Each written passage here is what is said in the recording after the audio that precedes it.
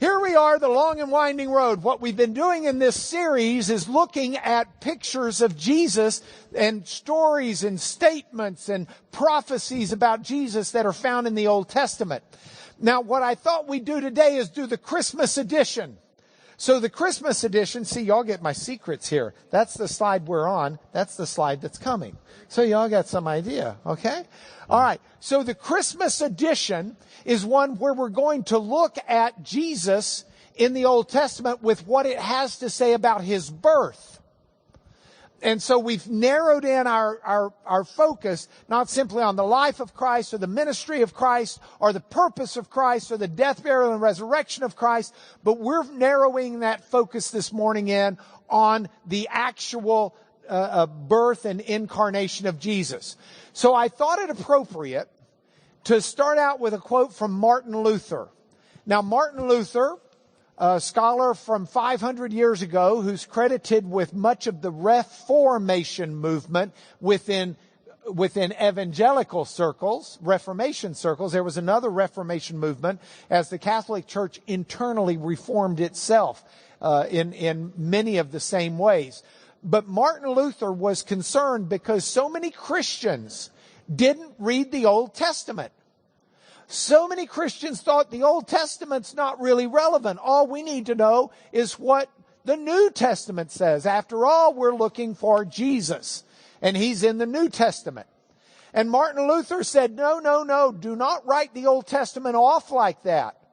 Understand that in the Old Testament, we see Jesus in his manger, in his swaddling clothes. The Old Testament is a chance. He wrote, simple and lowly are these swaddling clothes, but dear is the treasure, Christ who lies in them. And his illustration, Luther's illustration was, in the Old Testament, it's like we're seeing Jesus as a baby. He hasn't come fully. And he wasn't referencing the nativity, the actual incarnation of Jesus. He's just speaking in a figurative way of how the Old Testament bears witness to Jesus. So I thought it would be wonderful to look at those Old Testament passages, but the question became what approach to use. Because there are scholars who write on this. And some scholars, they write and they say, okay, we're going to look at the New Testament. We're going to see where the gospel writers referenced, or where Paul and others referenced the Old Testament as speaking about Jesus. And so we'll read the New Testament backwards to get to the Old Testament. Make sense? There's a whole nother approach scholars use. Some scholars within the history of the church have said, no, we're just going to start with the Old Testament. And we're smart people, and we have the Holy Spirit within us, and we're going to read the Old Testament and find passages that we believe speak about Jesus, and we'll write accordingly. So it's not reading backwards from the New Testament into the Old Testament. It's reading forward from the Old Testament into what we know now. Now, I got to be honest with you. There is That can be a legitimate approach, and you can find some beautiful things in Scripture. But you got to be real careful, because you can also get kind of goofball-y in what you're doing. And you never want to be too dogmatic about what you found if you're claiming something is speaking of Jesus when the New Testament doesn't confirm it under apostolic teaching and authority. So just do it carefully. So I thought, well, there are those two different approaches. There's a third approach.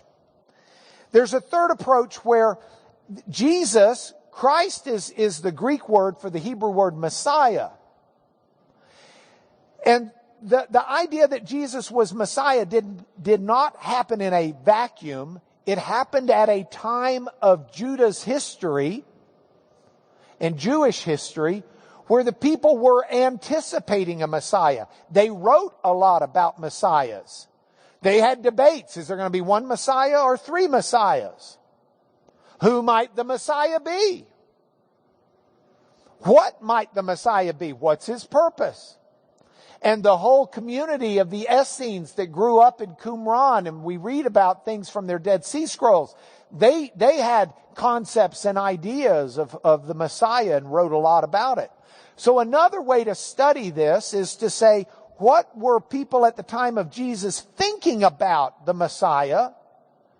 And let us use that to inform our reading of those New Testament texts.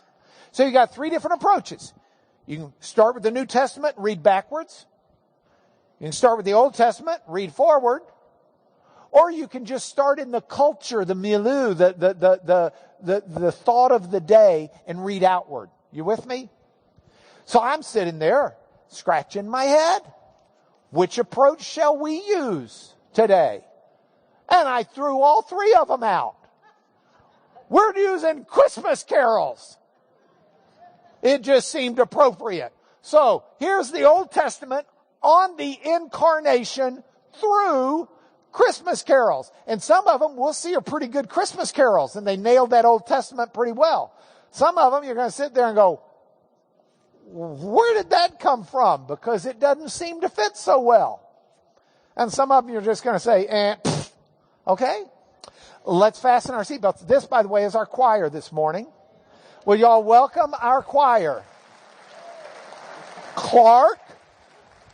Now, you're going to have to cut Clark some slack when he sings. He's a little tone deaf.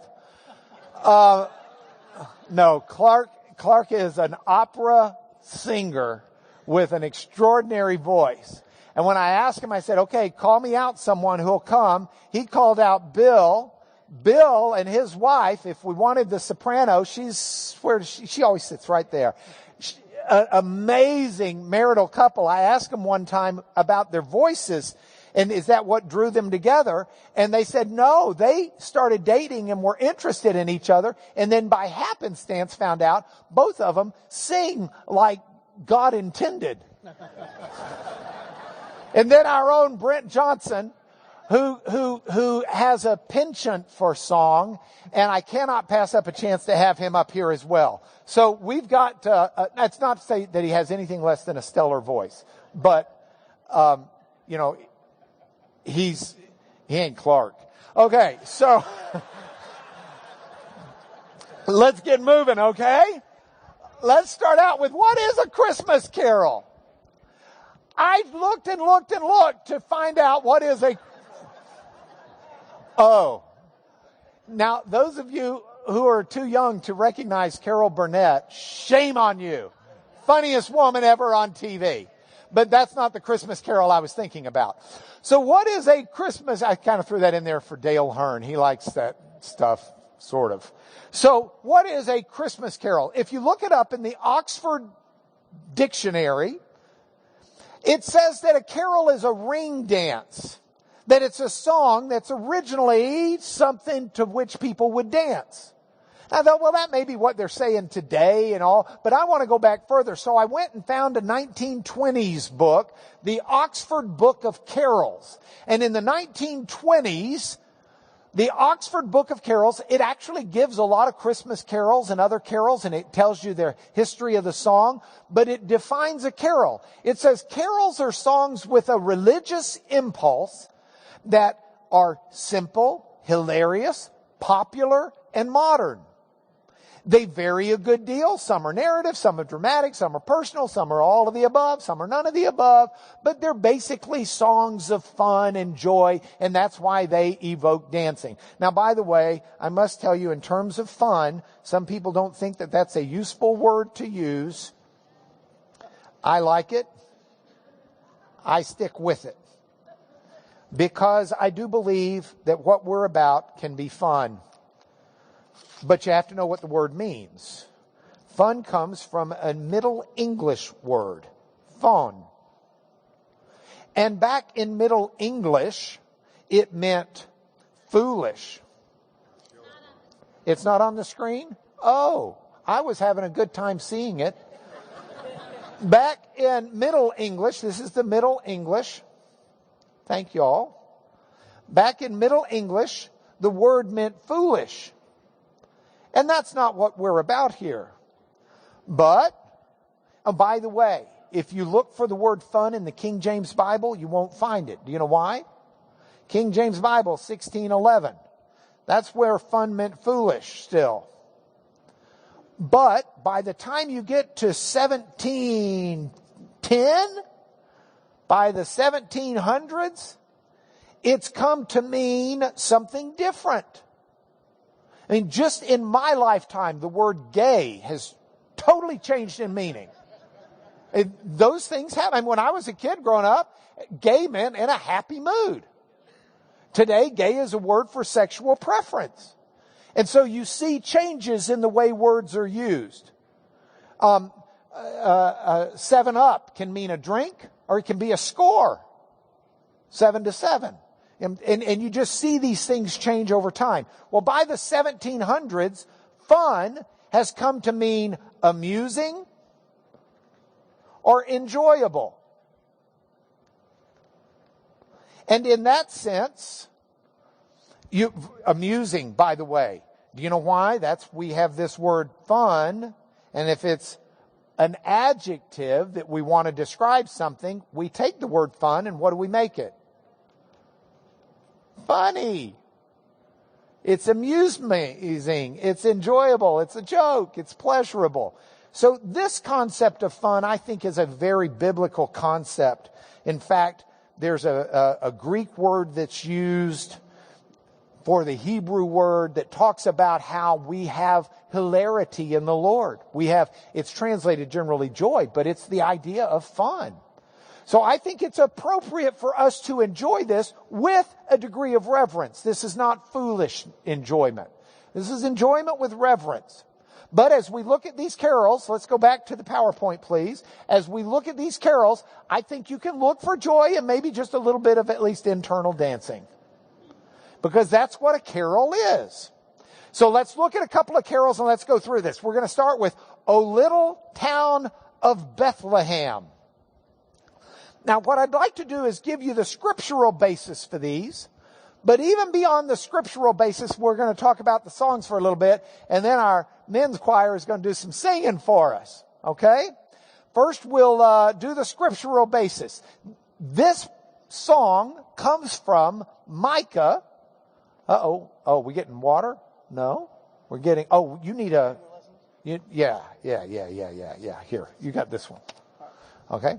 This song, O Little Town of Bethlehem, is... Except I was going to put it up here. I'm sorry.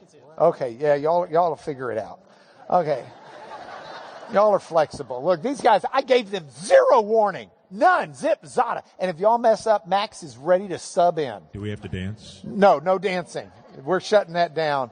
Lorraine is not here. She just had shoulder surgery. She's recovering. If Lorraine was here, she'd get up and dance for y'all. She got it. But you, Bethlehem Ephratah, who are little to be among the clans of Judah, from you shall come forth for me, one who's to be ruler in Israel. Now, you may be wondering, Bethlehem Ephratah, why adding Ephratah? There were multiple Bethlehems. See, Bethlehem was a fairly common word. It's the makeup of two Hebrew words, Beit, which means house, and Lechem, which means bread. So Beit Lechem would be a little community where they had a bread oven and made bread. They might have named it that. Isn't it incredible that from the house of bread, Bethlehem, comes the bread of life?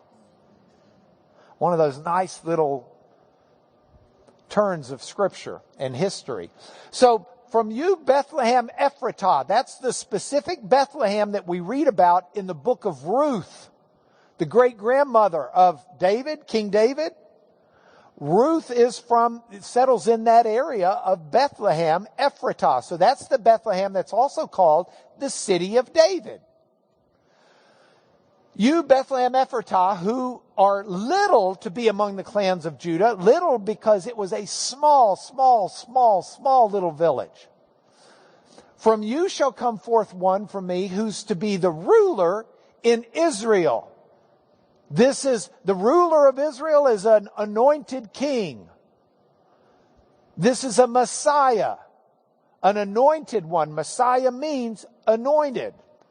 Ruler in Israel, whose coming forth is from of old. Jesus is coming, but we've been talking about this, Micah the prophet says, for a long time, from ancient of days. This is the promised one. And he shall stand and shepherd his flock. He's going to be a shepherd.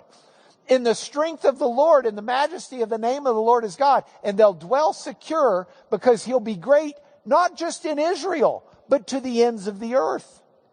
This is the Messiah that's coming. He shall be their peace. So within the framework of that, we've got that passage, and we know that the Bethlehem is the same one that's in Ruth. It's the same one, and we get to Luke chapter 2, verses 4 through 7. And Luke explains this in a passage that we all probably have heard. He says, Luke 2, 4 through 7. Joseph went up from Galilee to the town of Nazareth, to Judea, to the city of David, which is called the house of bread, Bethlehem, because he was of the house and lineage of David. And while there, Mary gives birth. And so Jesus is born in Bethlehem as per. So now we get to this marvelous, marvelous song. O little town of Bethlehem. Let's put it up here. This song was written in 1868. Actually, it's right here as well. 1868 by Philip Brooks. Philip Brooks was a pastor of an Episcopal church in Philadelphia. And he was writing a Christmas carol for Sunday school. That's what they used to call life groups. I can't get it out of my system. I still do. This is our Sunday school class. So this pastor is writing the Christmas carol. Well, they've got a worship pastor who does the music, right? So he tells them, he says, look, I got these lyrics, O little town of Bethlehem. I want you to write some music for it. Things are not vastly different 150 years ago. So the worship pastor says, okay. And then about midway through the week, the preacher says, hey, I want to hear it. How's the song coming along? Worship pastor says, you know, I hadn't had time to get to it yet. I've been working too hard on my Sunday school lesson I got to teach. But I'll get it done. Saturday night. It's not done yet. The worship pastor goes to sleep. He wakes up in the middle of the night with the melody in his head. And he gets up in the middle of the night and he writes it down. And so, O little town of Bethlehem is a melody that came to him in his sleep. It becomes a Christmas carol that gets published. Everybody likes it, etc. And then those people over in England do a left turn on us. They've got a different melody that they think fits it better. And unfortunately, I gave these guys the wrong melody. I gave them the melody by Ralph Vaughan Williams, who used an English folk melody in 1906. But the melody we know in the U.S., and I might add to our friends in England or continental Europe who may be watching this, we're right. The song was written here. Ours was by a guy named Louis Redner, who was the worship leader. And that's the melody we know. O little town of Bethlehem. Would you give us a verse, please, men?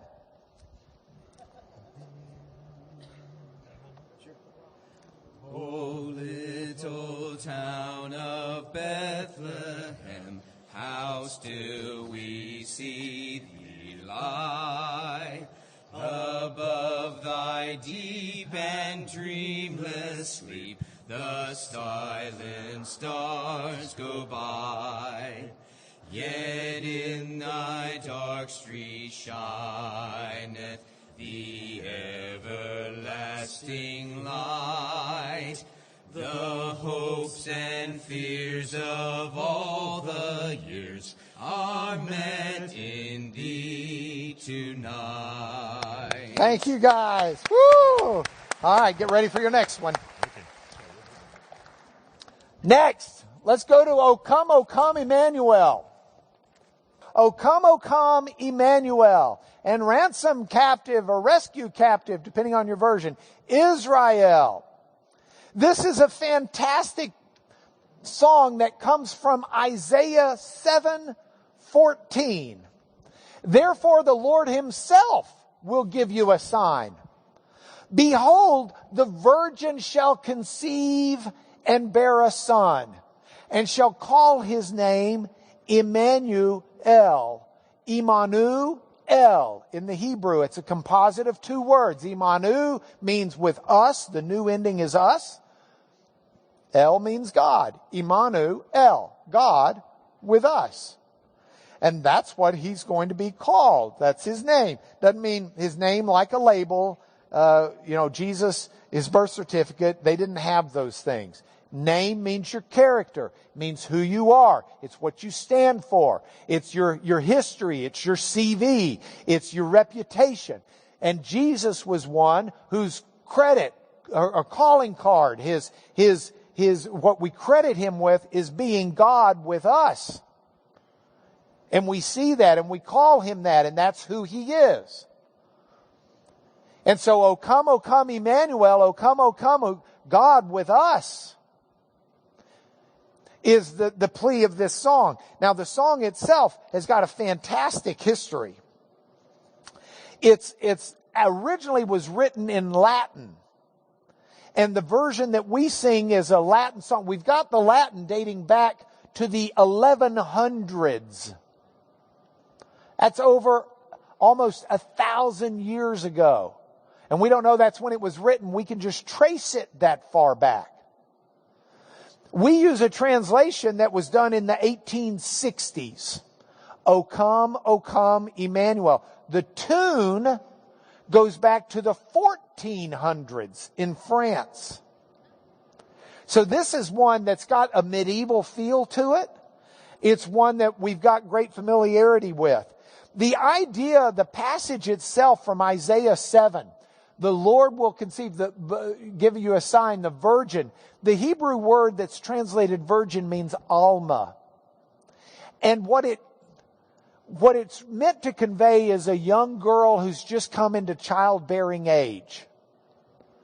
And it generally means a virgin, but it doesn't always mean a virgin. There are a few rare exceptions where it's used of someone who is not a virgin. And so a lot of people who are skeptics and cynics about the Christian faith will say, if you read the Hebrew, it doesn't really say virgin. That was just the early church changing the Hebrew to fit what they thought was a narrative of Jesus.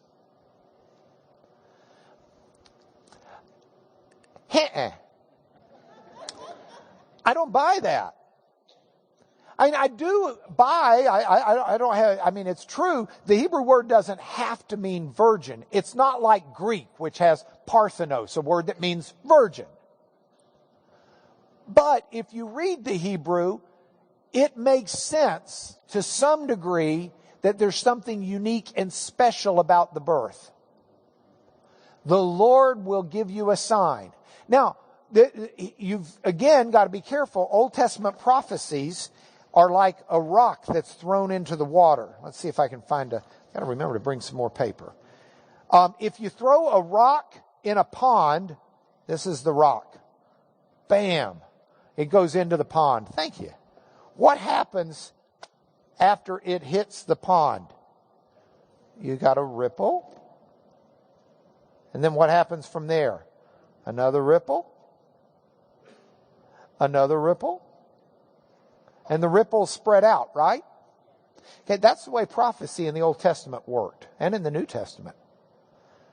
There are different layers of fulfillments of prophecies. And so some prophecies have an immediate layer of fulfillment, but some of them also have a second and even a third layer of fulfillment that'll come later. And this is God in His efficiency, God in His wisdom, and this is the way it works. And it's a tremendous, tremendous thing to see. So here you've got, if we go back to the PowerPoint, we've got the Lord will give you a sign. The virgin shall conceive and bear a son. Now, this word virgin is not one that we are the first people to translate as virgin. About 200 years before Jesus was born, that's critical, before, right? Say it. Before Jesus was born, there were a number of Jewish scholars in Alexandria, Egypt, who had been commissioned by the largest library in the world in that day to translate the Old Testament scrolls into Greek, because so many people read Greek. So these Jewish scholars, 200 years before Jesus, got to this Hebrew word alma and chose to translate it with the Greek word parthenos, which means virgin. No debate, no doubt. So the Jewish scholars before Jesus understood this to mean virgin. And any rewriting of the idea of the word happened by people who want to try and remove it from the experience of Jesus, not help. All right, great song then. O come, Emmanuel, and ransom captive Israel that mourns in lonely exile here. The Messiah is being sent to redeem from slavery of sin Israel and the rest of the world. That's the appearance, and that's what we rejoice for. So guys, give us the first verse of O come, Emmanuel, a melody from the 1400s. O come, Emmanuel, and ransom captive Israel,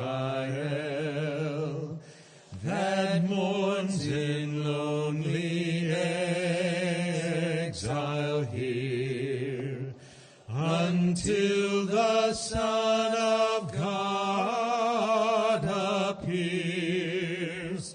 Rejoice, rejoice, Emmanuel shall come to thee, O Israel.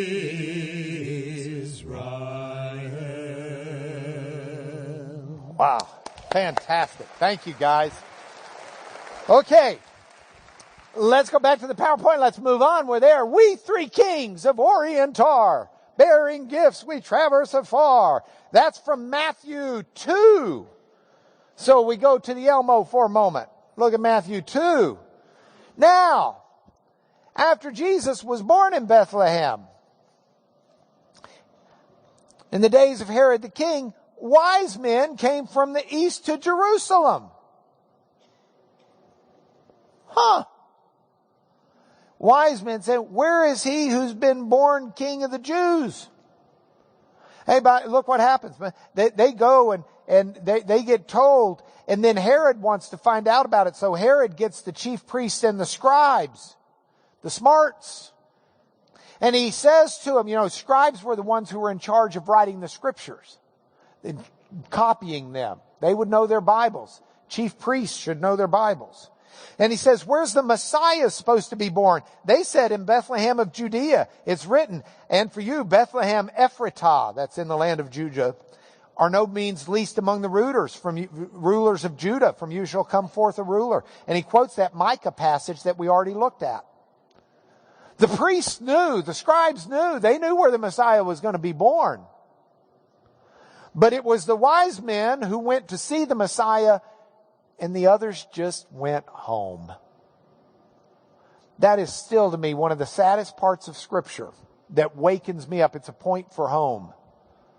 I mean, I'll drive 15 minutes to see a cool nativity scene. These people had the real nativity scene. They knew where it was, and they didn't bother to go see it and worship the Lord. What a wasted opportunity. Anyway, So here you got it. Where are we three kings from Orient? Well, Orient, that's the east. But these are wise men, magi. We get the word magic from it, by the way. These are wise men. Doesn't say they're kings. And it doesn't say there are three of them. I mean, we might be singing it wrong. It might have been, we 7 non-kings from Orient are. So where does this song come from? Well, actually, in church history, they would tell you it comes from the Old Testament.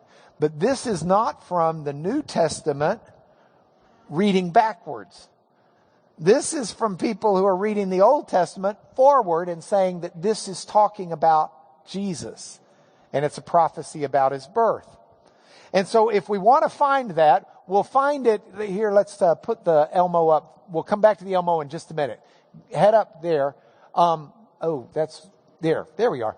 These are our passages, Isaiah 60 and Genesis 26.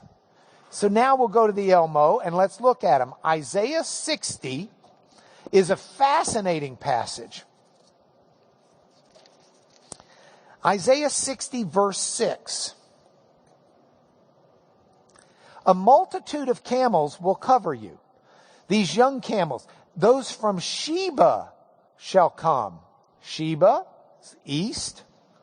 They will bring gold and frankincense and shall bring good news, the praises of the Lord. So in the early church, some people saw this and thought that's got to be prophetic about the wise men. And if you read earlier in this prophetic word on verse 3, it says, starting with verse 1, arise, shine, your light has come, the glory of the Lord is risen upon you. The star, the church saw as the light that's arisen and shined. Now darkness covers the earth, and thick darkness the peoples.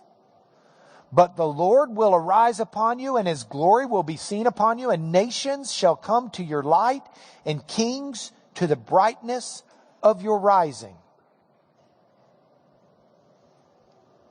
And so kings coming to the brightness of the rising star over Bethlehem is what the early church used to believe that these were kings.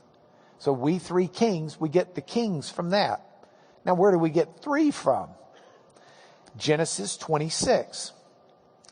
So there was in Alexandria a school of theology in the 200-300 range. That was really prominent, Alexandria, Egypt. That's the place that had the largest library in the world. And the school of theology was very popular for a theologian named Origen, O-R-E-G-E-N. And he was the head of the school of theology. And one of the things that school taught is that you can read the Old Testament literally, like events that happened, and that's fine. They are events that happen. But if you really have insight, you'll see that God layered into the Old Testament allegorical stories about Jesus.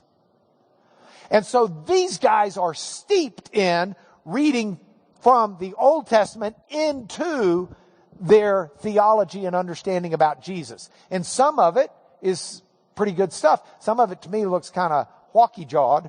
That's a Lubbock term. I'm sure you've got it or something close to it. This one looks a little wonky-jawed to me. But correctly, I believe, Origen recognized that Isaac is often an Old Testament picture image of Jesus. You know, Abraham was told to sacrifice him on the same mountain where Jesus is sacrificed. It's the son of Abraham sacrificed. God will provide the real sacrifice. They stopped that. But he's seen properly so as an image of Jesus in the Old Testament. But that doesn't mean you can take all of the details and mesh them out necessarily, which Origen tries to do. Specifically here in Genesis 26, Origen's got this. Abimelech went to Isaac with Ahuzath, his advisor, and Philco, the commander of his army. And Isaac said, why have you come to me since you hate me? They said, because we want peace with you. 3. So Origen said these are the 3 wise men that came to see Jesus.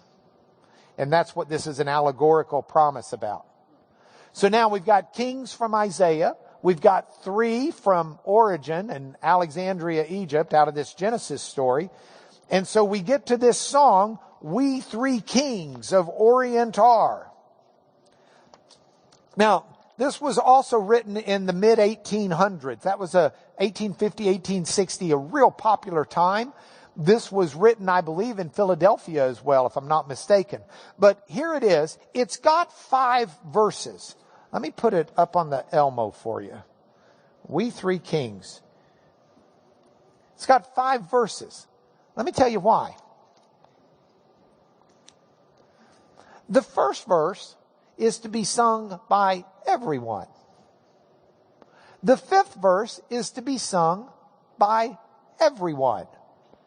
And then you have 3 verses to be sung by 3 different men, each one a king. And so you've got king number 1, king number 2, and king number 3. Now I wonder where we could find 3 men who would each be willing to sing a solo without me asking them ahead of time and then thinking they're singing as part of a men's group. Here's my suggestion. This song is written and it's got the lyrics to the 2 verses, to each of the verses, and then it's got a chorus. Star of wonder, star of night, star with royal beauty bright, westward leading, still proceeding, guide us to thy perfect light. So I think what we ought to do is do this the way it was written to be done. So we will all sing verse 1, but we're going to wait. If we do it through the chorus, it'll take the rest of the class. We won't have time to get to other stuff. So we're going to all sing verse 1, just the first 2 lines. And then Clark's going to hit those first 2 lines of verse 2, Bill verse 3, Brent verse 4, and then we'll all together do the 5th verse and the chorus. Okay? Okay, so this starts with a B. Who's got, is that a B? All right, you get us started. Everybody sing. Come on, we got the lyrics here. We 3 kings Of Orient are, bearing gifts we traverse afar. Field and fountain, moor and mountain, following yonder star. Born a king to Bethlehem plain, gold I bring to crown him again. King forever, ceasing never, over us all to reign. Frankincense to offer have I, incense owns a deity nigh. Prayer and praising, all men raising, worship him, God on high.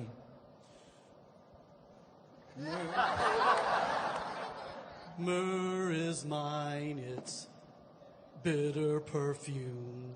Breathe the life of gathering gloom.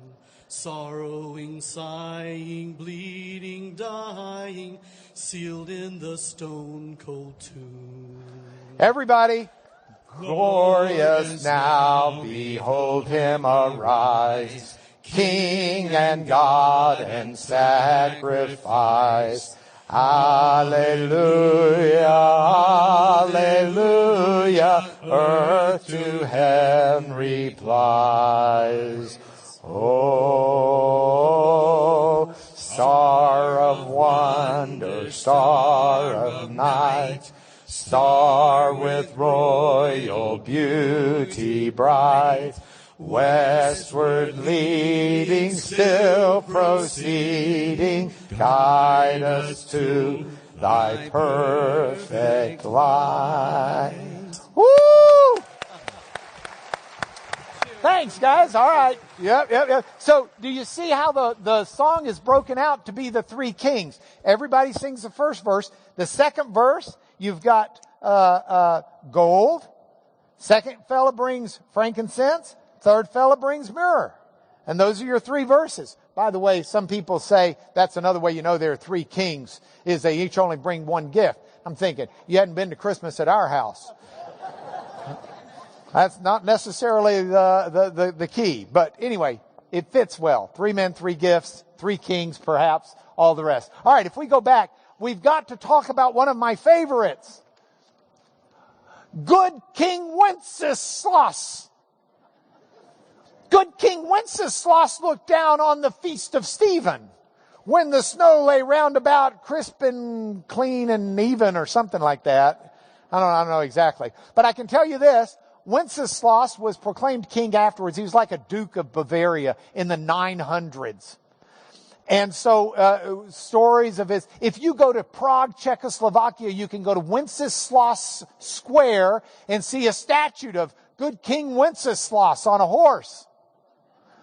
So this song gets written, and it's really about a king, duke, whatever, who on Boxing Day, that's December 26th, also known as the Feast of Stephen, who was a Christian martyr in Acts 6 and 7.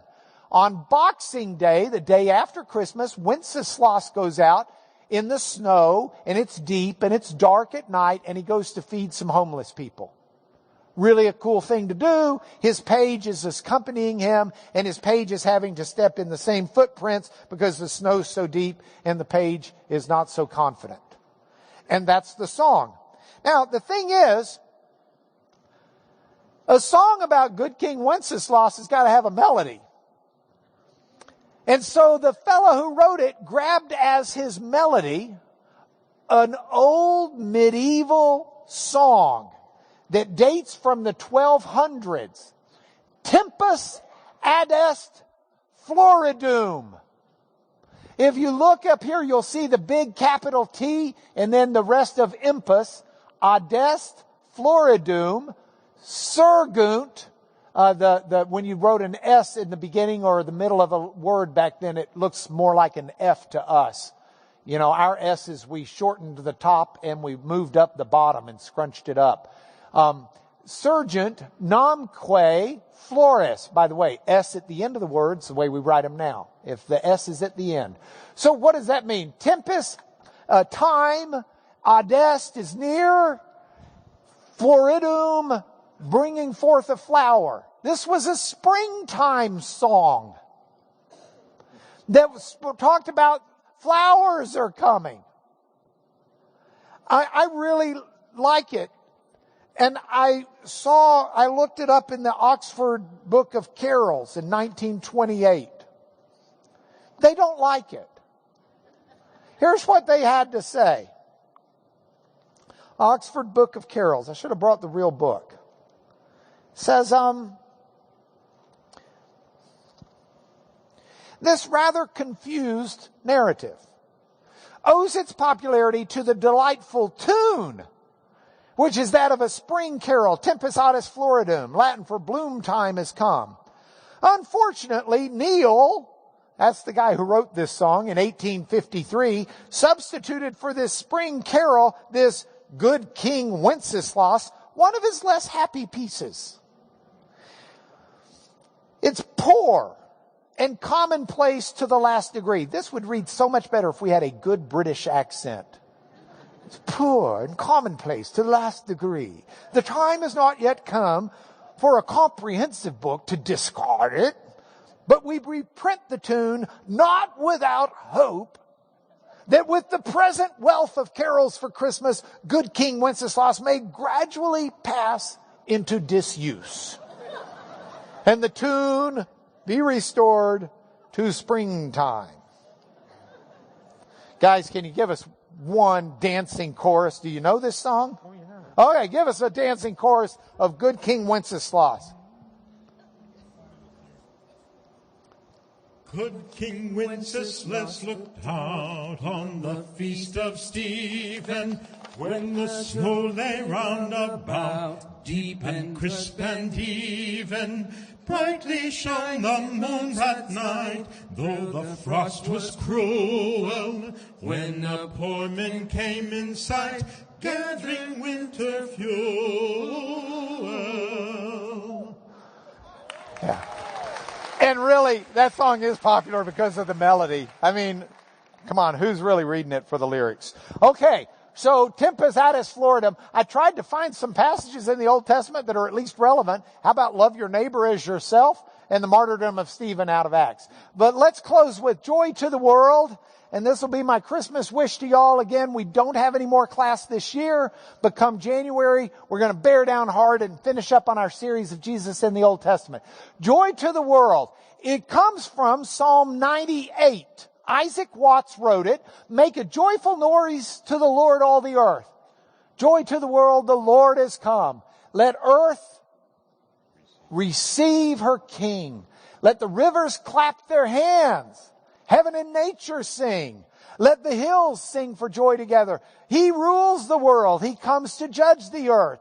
He'll judge the world with righteousness, with truth and grace, and makes the nations prove. You see how the lyrics come from that? So here's the twist on it. Isaac Watts did not write it about Christmas. He wrote it about the second coming of Jesus. So if you look at the lyrics in that sense,